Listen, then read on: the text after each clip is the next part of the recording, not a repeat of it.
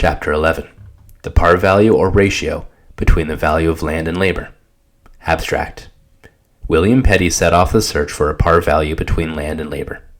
Cantillon provides a theoretical answer, referenced in Adam Smith's Wealth of Nations, that property owners must provide their labor with the production of at least twice the land necessary to sustain the worker, in order that enough children are raised to maintain that workforce over time. The amount of land will actually vary from job to job, person to person, and among different countries and societies. Therefore, the practical circumstances of the world dictate that there is no such par value between land and labor, only money, a most certain measure, can be used for income measurements and comparisons. It does not appear that Providence gave the right of land possession to one man over another. The most ancient titles are founded on violence and conquest. The lands of Mexico belong today to the Spaniards, and those of Jerusalem to the Turks. But however people come to ownership and possession of land, we have already observed that it always falls into the hands of a small number of people compared to the total number of inhabitants. If the owner of a great estate manages it himself, he will employ workers or free men to work upon it. If he has many workers, he must have supervisors to make them work. He must likewise have working artisans to supply goods and life's pleasures for himself and his workers, and must have skills taught to others in order to carry on the work. In this economy, he must provide his workers with their subsistence and wherewithal to raise their children. The supervisors must receive advantages proportional to the confidence and authority that they possess. The workers, who are being taught a craft, must be maintained without any return during the time of their apprenticeship. In addition, the artisan workers and their supervisors, who should be competent in the crafts, must have a better subsistence than the workers themselves, because the loss of an artisan would be greater than that of a laborer, and more care must be taken of him, given the expense of training another to take his place. On this assumption, the labor of an adult worker of the lowest class is worth at least as much as the quantity of land that the owner is obliged to allot for his food and necessities, and also to double the land which serves to raise children until he is at least of age or fit for labor. Knowing that half of the children born die before the age of 17, according to the calculations and observations of the celebrated Dr. Haley, 2 children must be reared in order to maintain one of them until working age, and it seems that even this would not be enough to ensure continuance of the labor force, because adult men die at all ages. It is true that of the 1/2 of children who die before 17, more die in the first years after birth than in the following years, with at least 1/3 dying in their first year. This seems to diminish the cost of raising a child to working age. However, as the mothers lose much time in nursing their children in illness and in infancy, and the daughters, even when grown up, are not as of the men in work and barely earn their living, it seems that to maintain 1 of 2 children to manhood or working age, as much land must be employed as for the subsistence of an adult worker. This is true whether the owner raises the children himself in his house, or has them raised there, or if the working father brings them up in a house or hamlet apart. Therefore, I conclude that the daily labor of the lowest worker corresponds in value to double the produce of the land required to maintain him, whether the owner gives it to him for his subsistence and that of his family, or provides him and his family's subsistence in his own house.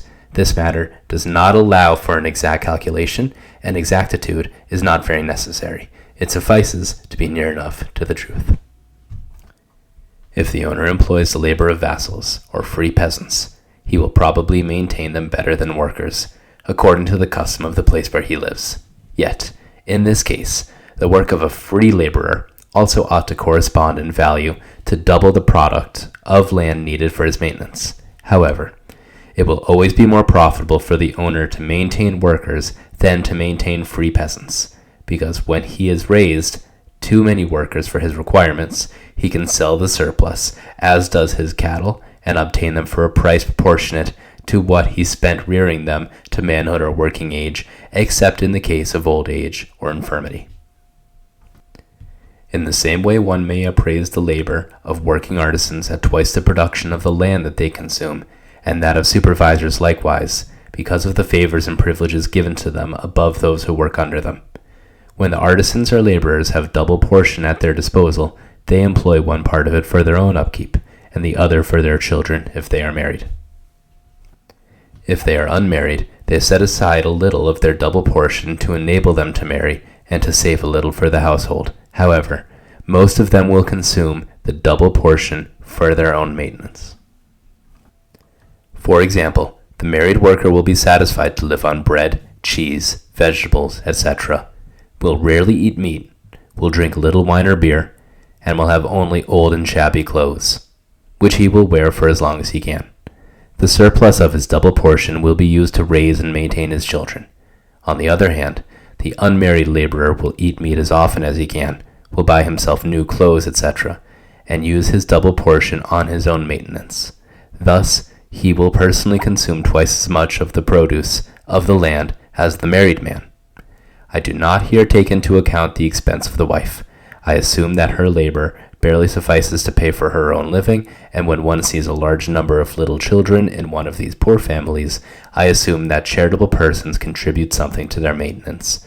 Otherwise, the parents must deprive themselves of some of the necessities to provide for their children. To better understand this, it is to be observed that a poor laborer may maintain himself at the lowest estimate upon the produce of an acre and half of land. If he lives on bread and vegetables, wears hemp garments, wooden shoes, etc. However, if he can allow himself wine, meat, wooden clothes, etc., he may, without drunkenness, or gluttony, or excess of any kind, consume the product of 4 to 10 acres of land of average quality, such as the case with most of the land in Europe. I had some calculations made, which will be found in the supplement, in order to determine the yearly amount of land which one man can consume, the product of under each category of food, clothing, and other necessities of life, according to the ways found in Europe, where peasants in different countries often are nourished and maintained very differently. This is why I did not determine how much land corresponds in value to the work of the cheapest peasant or laborer when I wrote that it was worth double the product of the land used to maintain him, because that varies according to the ways of life in different countries. In some southern provinces of France, the peasant maintains himself on the product of 1.5 acres of land, and the value of his labor may be reckoned equal to the product of 3 acres.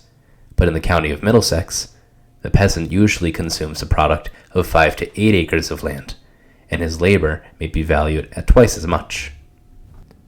In the country of the Iroquois, where the inhabitants do not plow the land and live entirely by hunting, the common hunter may consume the product of 50 acres of land, since it probably requires this amount to maintain the animals he eats in 1 year, especially as this group have not the industry to grow grass by cutting down some trees, but leave everything to nature. The labor of this hunter may then be reckoned equal in value to the product of 100 acres of land. In the southern provinces of China, the land yields up to 3 crops of rice per year and can bring in, each time, up to 100 times as much as is sown. This is because of the great care that they take with agriculture and the fertility of the soil, which is never fallow. The peasants, who work with little clothing, live only on rice and drink only rice water, and it appears that 1 acre can support more than 10 peasants. It is not surprising, therefore, to see extraordinary population numbers. In any case, it seems from these examples that nature is altogether indifferent where land produces grass, trees, or grain, or maintains large or small number of vegetables, animals, or men. Farmers in Europe seem to correspond to supervisors of laboring workers in other countries, and the master artisans who employ several journeyman artisans to the supervisor of artisan workers. These master artisans know approximately how much work a journeyman artisan can do in a day in each craft, and often pay them in proportion to the work that they do, so that the journeymen work as hard as they can in their own interest without further supervision. As farmers and master artisans in Europe are all entrepreneurs working at risk, some get rich and gain more than double their subsistence. Others are ruined and become bankrupt, as will be explained more in detail in the analysis of entrepreneurs in Part 1, Chapter 13.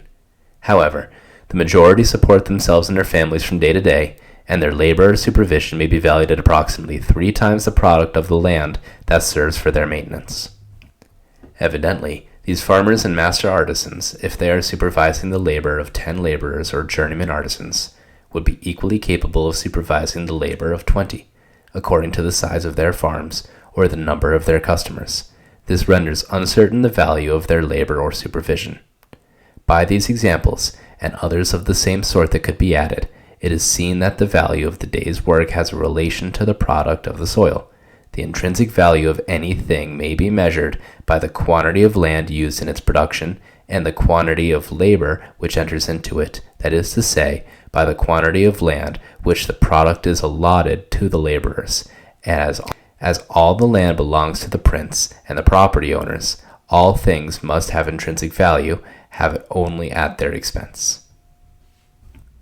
The money or coin, which finds the proportion of values in exchange, is the most certain measure for judging of the par between land and labor, and the ratio of one to the other in different countries.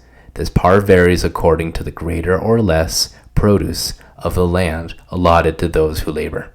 If, for example, one man earns an ounce of silver every day by his work, and another in the same place earns only half an ounce, one can conclude that the first has twice the amount of production of the land to spend as the second. Sir William Petty, in a little manuscript of the year 1685, considers this par or equation between land and labor as the most important consideration in political arithmetic. However, the research he made in passing is fanciful and remote from natural laws because he has attached himself not to causes and principles, but only to effects, as Mr. Locke, Mr. Davenant, and all other English authors who have written on this subject have done after him.